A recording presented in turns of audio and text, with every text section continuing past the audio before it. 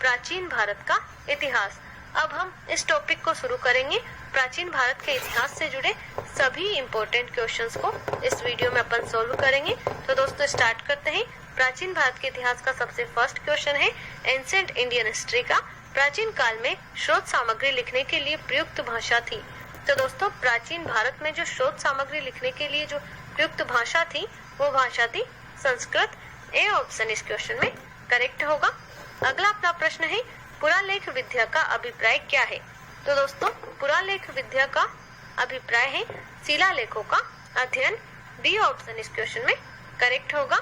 महापाषाण संस्कृति हमें दक्षिण भारत के उस ऐतिहासिक युग से परिचित कराती है जब महापाषाण काल में उपयोग में लाए जाते थे। तो दोस्तों उसमें उपयोग में लाए जाते थे बड़े पत्थरों से घेरी गई समाधियां। सी ऑप्शन इस क्वेश्चन में करेक्ट होगा। नेक्स्ट क्वेश्चन है मानव द्वारा प्रयुक्त पहली धातु कौन सी थी। तो दोस्तों मानव द्वारा प्रयुक्त पहली धातु थी कॉपर। बी ऑप्शन इस क्वेश्चन में करेक्ट होगा। नेक्स्ट क्वेश्चन है कालीबंगन किस प्रदेश में स्थित है। तो दोस्तों कालीबंगन स्थित है राजस्थान में। डी ऑप्शन इस क्वेश्चन में करेक्ट होगा। इसके बाद अपना अगला प्रश्न है धातु से बने सिक्के सबसे पहले प्रकट हुए थे। तो दोस्तों ऐसा काल या ऐसी सभ्यता जिसमें सबसे पहले धातु के बने हुए सिक्के प्रकट हुए यानी कि धातु के बने हुए सिक्कों का यूज हुआ तो वो समय था बुद्ध के काल में। सी ऑप्शन इस क्वेश्चन में करेक्ट होगा। हड़प्पा के लोगों की सामाजिक पद्धति देश थी। तो दोस्तों हड़प्पा के लोगों की सामाजिक पद्धति थी दास श्रमिक आधारित। बी ऑप्शन इस क्वेश्चन में करेक्ट होगा। हड़प्पा की सभ्यता के बारे में कौन सी उक्ति सही है। तो दोस्तों हड़प्पा की सभ्यता के बारे में जो उक्ति सही है वो है उन्होंने पशुपति का सम्मान करना आरंभ किया था। सी ऑप्शन इस क्वेश्चन में करेक्ट होगा। नेक्स्ट क्वेश्चन है भारत में खोजा गया सबसे पहला पुराना शहर कौन सा था। तो दोस्तों भारत में खोजा गया सबसे पहला पुराना शहर था हड़प्पा। ए ऑप्शन इस क्वेश्चन में करेक्ट होगा। सिंधु घाटी की खुदाई में मिले अवशेषों में तत्कालीन व्यापारिक और आर्थिक विकास के द्योतक निम्न में से हैं। तो दोस्तों तत्कालीन व्यापारिक और आर्थिक विकास के द्योतक जो रहे हैं वो रहे हैं मुद्राएं। यहाँ की खुदाई से बहुत सी मुद्राएं प्राप्त हुई है। बी ऑप्शन इस क्वेश्चन में करेक्ट होगा। नेक्स्ट क्वेश्चन है हड़प्पा सभ्यता की खोज किस वर्ष में हुई थी। तो दोस्तों हड़प्पा सभ्यता की खोज जिस वर्ष में हुई थी वो आपको कमेंट बॉक्स में कमेंट करके बताना है और किन्होंने इसकी खोज की थी वो भी आपको बताना है। बढ़ते हैं अपने नेक्स्ट क्वेश्चन की और नेक्स्ट क्वेश्चन है हड़प्पा स्थलों की खुदाई में निम्नलिखित में से क्या नहीं मिला है। तो दोस्तों हड़प्पा स्थलों की खुदाई में जो नहीं मिला है वो नहीं मिला है शिखर सहित मंदिर। वहाँ पर कोई भी मंदिर प्राप्त नहीं हुए हैं जिनके शिखर हो। डी ऑप्शन इस क्वेश्चन में करेक्ट होगा। ईंटों की कृत्रिम गोदी यानी कि डायार्ड वाला एकमात्र सिंधु स्थल कौन सा था। तो दोस्तों वो सिंधु स्थल था लोथल। ए ऑप्शन इस क्वेश्चन में करेक्ट होगा। सिंधु घाटी की प्राचीन संस्कृति और आज के हिंदू धर्म के बीच जैव यानी कि ऑर्गेनिक संबंध का प्रमाण किसकी पूजा से मिलता है। तो दोस्तों इसका प्रमाण मिलता है पत्थर पेड़ और पशु की पूजा से। बी ऑप्शन इस क्वेश्चन में करेक्ट होगा। नेक्स्ट क्वेश्चन है बिना दुर्ग के एकमात्र सिंधु नगर कौन सा था। तो दोस्तों ऐसा सिंधु नगर जो बिना दुर्ग के था और वो नगर था चन्हूदड़ो का। डी ऑप्शन इस क्वेश्चन में करेक्ट होगा। सिंधु सभ्यता के टेराकोटा की मूर्तियों में निम्नलिखित में से कौन सा पालतू जानवर विद्यमान नहीं था। तो दोस्तों सिंधु सभ्यता की टेराकोटा की मूर्तियां प्राप्त हुई हैं और इनमें से जो पालतू जानवर विद्यमान नहीं था वो था गाय। सी ऑप्शन इस क्वेश्चन में करेक्ट होगा। सिंधु सभ्यता की मुख्य विशेषता थी। तो दोस्तों इसकी मुख्य विशेषता थी व्यवस्थित शहरी जीवन। बी ऑप्शन इस क्वेश्चन में करेक्ट होगा। लोथल नामक स्थान पर निम्नोक्त सभ्यताओं में से किसका जहाजी माल घाट था। तो दोस्तों लोथल नामक स्थान पर जिस सभ्यताओं का माल घाट था वो सभ्यता थी सिंधु सभ्यता। ए ऑप्शन इस क्वेश्चन में करेक्ट होगा। नेक्स्ट क्वेश्चन है देवी माता की पूजा संबंधित थी। तो दोस्तों देवी माता की पूजा संबंधित थी सिंधु घाटी सभ्यता के साथ। सी ऑप्शन इस क्वेश्चन में करेक्ट होगा। नेक्स्ट क्वेश्चन है सिंधु घाटी सभ्यता के लोग प्राय अपने मकान बनाते थे। तो दोस्तों सिंधु घाटी सभ्यता के लोग अपने मकान बनाते थे पक्की ईंटों से। ए ऑप्शन इस क्वेश्चन में करेक्ट होगा। नेक्स्ट क्वेश्चन है मोहनजोदड़ो में सबसे बड़ा भवन कौन सा है। तो दोस्तों मोहनजोदड़ो में सबसे बड़ा भवन था स्नानागार। बी ऑप्शन इस क्वेश्चन में करेक्ट होगा। सिंधु घाटी सभ्यता की प्रमुख विशेषता थी? तो दोस्तों सिंधु घाटी सभ्यता की सबसे प्रमुख विशेषता थी नगर सभ्यता। ए ऑप्शन इस क्वेश्चन में करेक्ट होगा। नेक्स्ट क्वेश्चन है सिंधु घाटी सभ्यता का पतन नगर कौन सा है? तो दोस्तों सिंधु घाटी सभ्यता का पतन नगर है लोथल। बी ऑप्शन इस क्वेश्चन में करेक्ट होगा। नेक्स्ट क्वेश्चन है निम्नलिखित विद्वानों से हड़प्पा सभ्यता का सर्वप्रथम खोजकर्ता कौन था? तो दोस्तों वो विद्वान जिनमें से सबसे पहले हड़प्पा सभ्यता की खोज की, तो दोस्तों उनका नाम है दयाराम साहनी।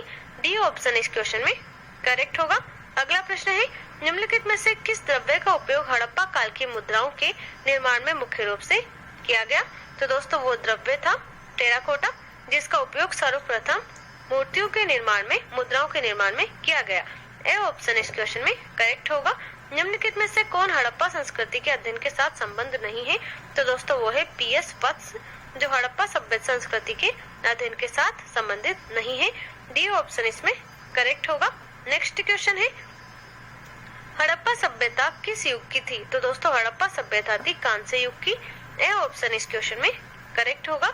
हड़प्पा वासी किस वस्तु के उत्पादन में अग्रणी थे? तो दोस्तों हड़प्पा वासी जिस वस्तु के उत्पादन में अग्रणी थे वो वस्तु थी कपास, कॉटन का उत्पादन वो करते थे। सी ऑप्शन इस क्वेश्चन में करेक्ट होगा। हड़प्पा के निवासी, तो दोस्तों हड़प्पा के निवासी शहरी थे क्योंकि ये एक शहरी सभ्यता विकसित हुई थी उस जगह पर हड़प्पा पे। डी ऑप्शन इस क्वेश्चन में करेक्ट होगा। नेक्स्ट क्वेश्चन है सिंधु घाटी की सभ्यता के लोगों का मुख्य व्यवसाय क्या था? तो दोस्तों सिंधु घाटी के लोगों की सभ्यता का जो मुख्य व्यवसाय था वो था कृषि, एग्रीकल्चर का वो काम करते थे। डी ऑप्शन इसमें करेक्ट होगा। हड़प्पा किस नदी के किनारे पर स्थित है? तो दोस्तों हड़प्पा स्थित है रावी नदी के किनारे पर। बी ऑप्शन इस क्वेश्चन में करेक्ट होगा। अगला प्रश्न है सिंधी में मोहनजोदड़ो का क्या अर्थ है? तो दोस्तों मोहनजोदड़ो का अर्थ है सिंधी में मृतकों का टीला। डी ऑप्शन इस क्वेश्चन में करेक्ट होगा। किस जिले में मोहनजोदड़ो स्थित है? तो दोस्तों वो जिला है लरकाना, जिसमें मोहनजोदड़ो स्थित है। ए ऑप्शन इस क्वेश्चन में करेक्ट होगा। किस स्थान पर हड़प्पन समय के रथ की एक प्रतिमा प्राप्त हुई थी? तो दोस्तों वो स्थान है देमाबाद, जहाँ पर हड़प्पन समय के रथ की एक प्रतिमा मिली है। सी ऑप्शन इस क्वेश्चन में करेक्ट होगा। नेक्स्ट क्वेश्चन है निम्नलिखित में से वह दस्तकारी कौन सी है जो आर्यों द्वारा व्यवहार में नहीं लाई गई थी? तो दोस्तों वो दस्तकारी जो आर्यों द्वारा व्यवहार में नहीं लाई गई थी वो दस्तकारी है लुहार, यानी कि लुहारगिरी। डी ऑप्शन इस क्वेश्चन में करेक्ट होगा। नेक्स्ट क्वेश्चन है निम्नलिखित में से किस वेद में प्राचीन वैदिक युग की सभ्यता के बारे में सूचना दी गई है? तो दोस्तों वो वेद है ऋग्वेद, जिसमें प्राचीन वैदिक युग की सभ्यता के बारे में सूचना मिलती है। ए ऑप्शन इस क्वेश्चन में करेक्ट होगा। निम्नलिखित में से कौन सा प्राचीन भारतीय नगर 3 विद्वान संतों कपिल, गार्गी और मैत्रेय का घर था? तो दोस्तों वो नगर है मिथिला, जो कपिल, गार्गी और मैत्रेय का घर था 3 विद्वानों का। बी ऑप्शन इस क्वेश्चन में करेक्ट होगा। नेक्स्ट क्वेश्चन है भारतीय शासन के प्रतीक यह शब्द सत्यमेव जयते निम्नलिखित में से किस ग्रंथ से लिए गए हैं? तो दोस्तों सत्यमेव जयते लिया गया उपनिषद से, और उपनिषदों में भी ये मुंडक उपनिषद से लिया गया है। ए ऑप्शन इस क्वेश्चन में करेक्ट होगा। अगला प्रश्न है वेद शब्द का अर्थ है? तो दोस्तों वेद शब्द का अर्थ होता है जानना, जिसका अगर अपभ्रंश करते हैं तो ये बनता है ज्ञान। ए ऑप्शन इस क्वेश्चन में करेक्ट होगा। वेदों को माना जाता है? तो दोस्तों वेदों को माना जाता है श्रुति। बी ऑप्शन इस क्वेश्चन में करेक्ट होगा। भारत में वर्ण व्यवस्था किस लिए बनाई गई थी? तो दोस्तों वर्ण व्यवस्था बनाई गई थी व्यवसायिक श्रम विभाजन के लिए। डी ऑप्शन इस क्वेश्चन में करेक्ट होगा। वैदिक लोगों द्वारा किस धातु का प्रयोग सबसे पहले किया जाता था? तो दोस्तों इन्होंने सबसे पहले कॉपर का यूज किया था, तांबे का। डी ऑप्शन इस क्वेश्चन में करेक्ट होगा। उत्तर वैदिक काल के लोग के वेद विरोधी और ब्राह्मण विरोधी धार्मिक अध्यापकों को किस नाम से जाना जाता था? तो दोस्तों वेद विरोधी और ब्राह्मण विरोधी धार्मिक अध्यापकों को जाना जाता था श्रमण के नाम से। बी ऑप्शन इस क्वेश्चन में करेक्ट होगा। भारतीय संगीत का उद्गम किसमें खोजा जा सकता है? तो दोस्तों भारतीय संगीत का उद्गम जिसमें खोजा जा सकता है वो है सामवेद। सामवेद में संगीत के बारे में जानकारी मिलती है। सी ऑप्शन इस क्वेश्चन में करेक्ट होगा। इनमें से किस फसल का ज्ञान वैदिक काल के लोगों को नहीं था? तो दोस्तों वो फसल है तंबाकू, जिसका ज्ञान वैदिक काल के लोगों को नहीं था। डी ऑप्शन इसमें करेक्ट होगा। प्रारंभिक आर्यों के बारे में निम्नोक्त कथन में से कौन सा सही नहीं है? तो दोस्तों वे संस्कृत बोलने वाले थे, ये एकदम सही है। वे घुड़सवारी भी क्या करते थे, वे कई झुंडों में भारतवर्ष पहुंचे थे, लेकिन वे मुख्यतः नगरों में निवास करते थे, ऐसा ये कथन सही नहीं है। डी ऑप्शन इसमें करेक्ट होगा। वैदिक युग में राजा अपनी जनता से जो कर वसूल करते थे उससे क्या कहते थे? तो दोस्तों वैदिक काल में जब राजा अपनी जनता से कर वसूल करते थे तो उस कर को कहा जाता था बलि। ए ऑप्शन इस क्वेश्चन में करेक्ट होगा। नेक्स्ट क्वेश्चन है वैदिक आर्यों का प्रमुख भोजन था। तो दोस्तों ये दूध और इसके बने उत्पादों का प्रमुखता से उपयोग करते थे और यही इनका प्रमुख भोजन था। बी ऑप्शन इसमें करेक्ट होगा। आर्य अनार्यों के साथ अपने संघर्षों में सफल रहे क्योंकि? तो दोस्तों आर्य अनार्यों के साथ अपने संघर्षों में सफल रहे, इसका सबसे बड़ा रीजन है उन्होंने घोड़ों द्वारा चलाए जा रहे रथों का प्रयोग किया। बी ऑप्शन इस क्वेश्चन में करेक्ट होगा। नेक्स्ट क्वेश्चन है आर्य सभ्यता में मनुष्य के जीवन के आयु के आरोही क्रमानुसार निम्नलिखित चरणों में से कौन सा विकल्प सही है? तो दोस्तों आर्य सभ्यता में मनुष्य के जीवन का जो वर्गीकरण किया गया है वो आश्रमों में किया गया है और इसी तरह सबसे पहले आश्रम स्टार्ट होता है ब्रह्मचर्य, ब्रह्मचर्य के बाद गृहस्थ, गृहस्थ के बाद वानप्रस्थ और वानप्रस्थ के बाद आता है संन्यास और यही इसका सही क्रम है, यहाँ करेक्ट होगा। नेक्स्ट भारतीय प्रतीक पर उत्कीर्ण सत्यमेव जयते लिया गया है। तो दोस्तों ये लिया गया है मुंडकोपनिषद से। डी ऑप्शन इस क्वेश्चन में करेक्ट होगा। आरंभिक वैदिक काल में वर्ण व्यवस्था आधारित थी। तो दोस्तों आरंभिक वैदिक काल में वर्ण व्यवस्था आधारित थी व्यवसाय पर, जिस तरह का व्यवसाय आप करते हो उसी तरह का आपका वर्ण रहेगा, ये निर्धारित था। सी ऑप्शन इस क्वेश्चन में करेक्ट होगा। निम्नलिखित में से कौन सा अन्न मनुष्य द्वारा सबसे पहले प्रयोग होने वालों में से था? तो दोस्तों वो अन्न था जिसका प्रयोग मनुष्य द्वारा सबसे पहले किया गया। सी ऑप्शन इस क्वेश्चन में करेक्ट होगा। निम्नलिखित में से ऋग्वेद काल के दौरान किसकी जानकारी नहीं थी? तो दोस्तों ऋग्वेद काल के दौरान जिसकी जानकारी नहीं थी वो है वर्ण व्यवस्था, जाति व्यवस्था की उस समय कोई जानकारी नहीं थी। सी ऑप्शन इस क्वेश्चन में करेक्ट होगा। नेक्स्ट क्वेश्चन है जुरासिक काल का माना गया पूरी तरह तैयार वृक्षीय फॉसिल कहाँ पाया गया? तो दोस्तों ये वृक्षीय फॉसिल पाया गया है छत्तीसगढ़ में। बी ऑप्शन इस क्वेश्चन में करेक्ट होगा। नेक्स्ट क्वेश्चन है यज्ञ सूत्र निम्न में से किस वेद में है? तो दोस्तों यज्ञ सूत्र जिस वेद में है वो वेद है यजुर्वेद। सी ऑप्शन इस क्वेश्चन में करेक्ट होगा। नेक्स्ट क्वेश्चन है निम्नलिखित में से कौन सी जनजातीय सभा सामान्य रूप से जनजातीय सरदार यानी कि मुखिया के चुनाव में शामिल होती थी? तो दोस्तों वो जनजातीय सभा होती थी समिति जो जनजातीय सरदार यानी कि मुखिया के चुनाव में शामिल होती थी। ए ऑप्शन इस क्वेश्चन में करेक्ट होगा। अगला प्रश्न है सिंधु घाटी सभ्यता की लिपि कौन सी है? तो दोस्तों सिंधु घाटी सभ्यता की लिपि है अज्ञात, क्योंकि ये ऐसी लिपि है जिसको अभी तक कोई भी नहीं पढ़ सका है। बी ऑप्शन इस क्वेश्चन में करेक्ट होगा। निम्नलिखित वैदिक संहिताओं में से भारतीय संगीत का उद्गम किसमें से खोजा जा सकता है? तो दोस्तों ये खोजा जा सकता है सामवेद में से। बी ऑप्शन इस क्वेश्चन में करेक्ट होगा। उपनिषद शब्द का शाब्दिक रूप से अर्थ क्या होता है? तो दोस्तों उपनिषद शब्द का शाब्दिक रूप से अर्थ होता है पास बैठना। सी ऑप्शन इस क्वेश्चन में करेक्ट होगा। सिंधु घाटी सभ्यता का गोदीबाड़ा लोथल कहाँ यहाँ स्थित है? तो दोस्तों सिंधु घाटी सभ्यता का गोदीबाड़ा लोथल स्थित है गुजरात में। ए ऑप्शन इस क्वेश्चन में करेक्ट होगा। आर्यन जनजातियों की प्राचीनतम बस्ती कहाँ है? तो दोस्तों आर्यन जनजातियों की प्राचीनतम बस्ती है सप्त सिंधु में। सी ऑप्शन इस क्वेश्चन में करेक्ट होगा। सिंधु अर्थव्यवस्था की ताकत थी। तो दोस्तों सिंधु अर्थव्यवस्था की ताकत थी कृषि। ए ऑप्शन इस क्वेश्चन में करेक्ट होगा। अगला प्रश्न है निम्नलिखित में से किस देश ने भारत से मोहनजोदड़ो से प्रसिद्ध नर्तक कन्या की प्रतिमा वापस देने के लिए कहा है? तो दोस्तों वो देश है पाकिस्तान जिसने ऐसा करने के लिए कहा है। डी ऑप्शन इस क्वेश्चन में करेक्ट होगा। नेक्स्ट क्वेश्चन है सिंधु घाटी सभ्यता में कालीबंगा निम्नलिखित में से किसके लिए प्रसिद्ध है? तो दोस्तों कालीबंगा प्रसिद्ध है मिट्टी के पात्रों के लिए। डी ऑप्शन इस क्वेश्चन में करेक्ट होगा। महाभारत का प्रासंगिक नाम क्या था? तो दोस्तों इसका प्रासंगिक नाम था जय सहिता।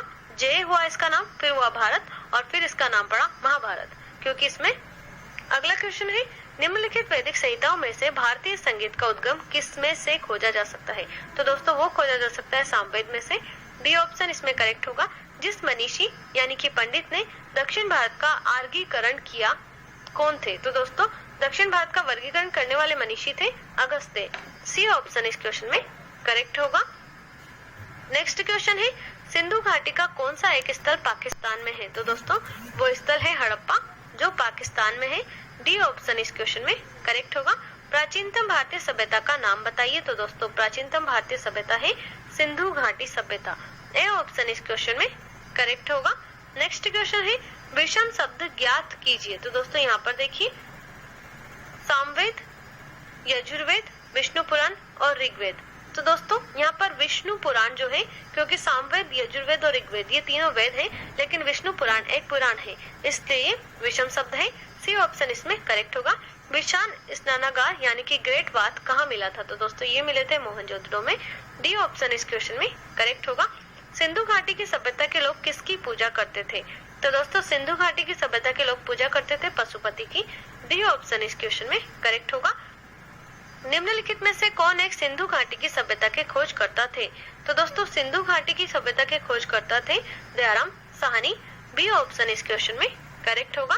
निम्नलिखित का मेल कीजिए। अब देखिए Mohenjodaro, statue of priest, Harappa, पतन, कालीबंगन, हल्के चिन्ह, लोथल और ग्रेट बाथ। तो दोस्तों देखिए यहाँ पर इसका मेल अपने को करना है और कूट के आधार पर इसका अपने को उत्तर देना है। तो दोस्तों ग्रेट बाथ प्राप्त हुआ था मोहनजोदड़ो में।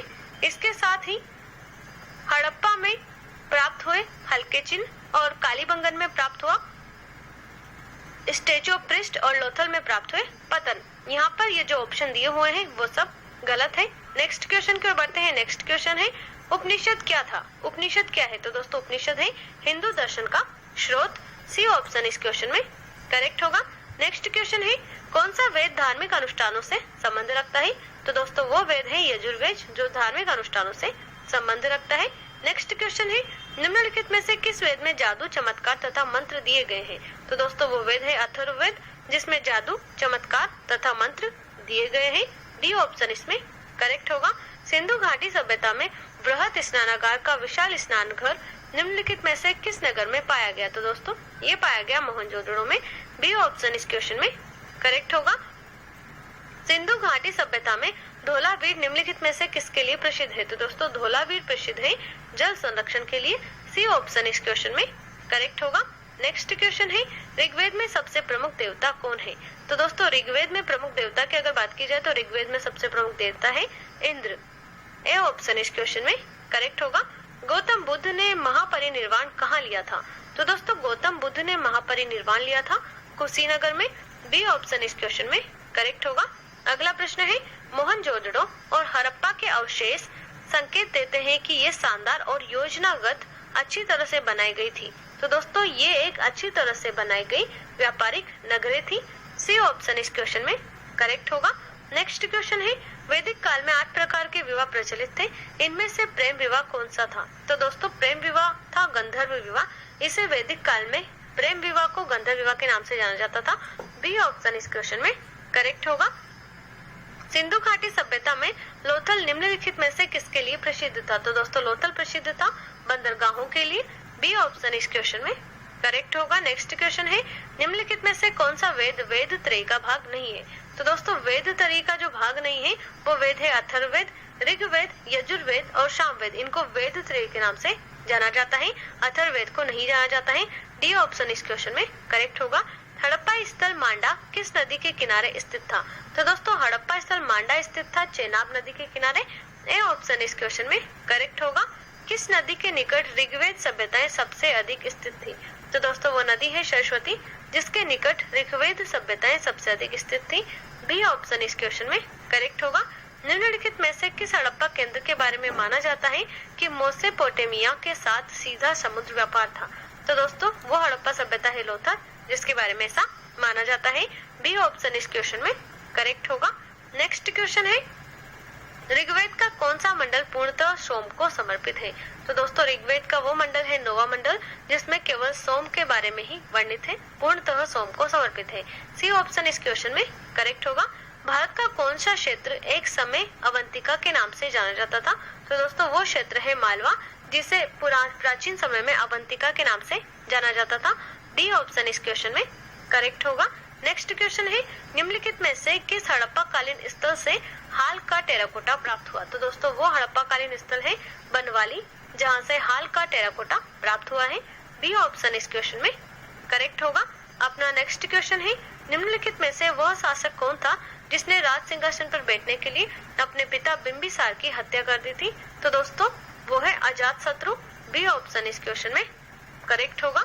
नेक्स्ट क्वेश्चन है, किस प्रकार का मृद भांड पोट्री भारत में द्वितीय शहरीकरण के प्रारंभ का प्रतीक माना जाता है? तो दोस्तों वो मृद भांड है उत्तरी काले पॉलिश युक्त बर्तन।